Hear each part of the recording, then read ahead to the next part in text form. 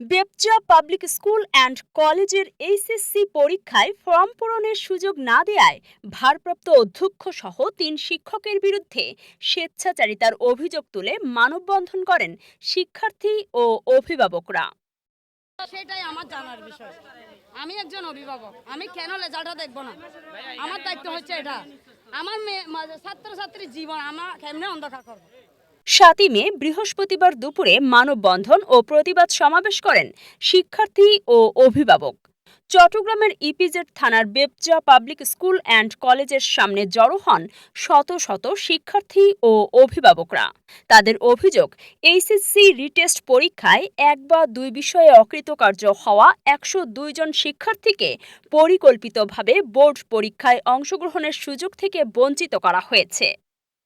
শিক্ষার্থীদের দাবি, নিয়মিত পড়াশোনা চালিয়ে গেলেও সাম্প্রতিক কিছু সমস্যার কারণে তাদের প্রস্তুতি ব্যাহত হয়েছে। তবে এর মাঝেই অভিযোগ উঠেছে, কলেজ কর্তৃপক্ষ নিয়ম বহির্ভূতভাবে মোটা অঙ্কের অর্থের বিনিময়ে অনেককে ফর্ম পূরণের সুযোগ করে দিচ্ছে। বিবেচনাপ্রসূত ব্যবস্থা নিতে ছাত্রছাত্রীরা ইতিপূর্বেই জেলা প্রশাসক বরাবর স্মারকলিপি প্রদান করেন।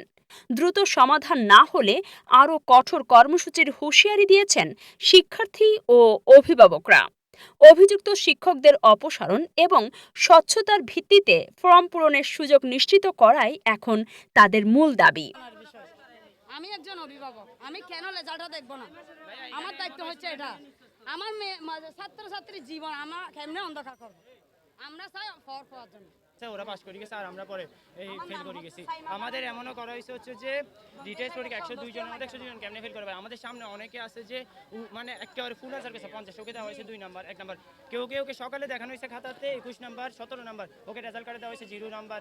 এ বিষয়ে বেপজা স্কুল অ্যান্ড কলেজের প্রধান শিক্ষক এনামের মুঠোফোনে যোগাযোগ করলে তিনি খবর 24কে বলেন, ১০২ জন শিক্ষার্থী ৩ বার পরীক্ষা দেওয়ার পরেও তাদের খাতার নাম্বার সংখ্যা ২-৩-৪-এর বেশি না।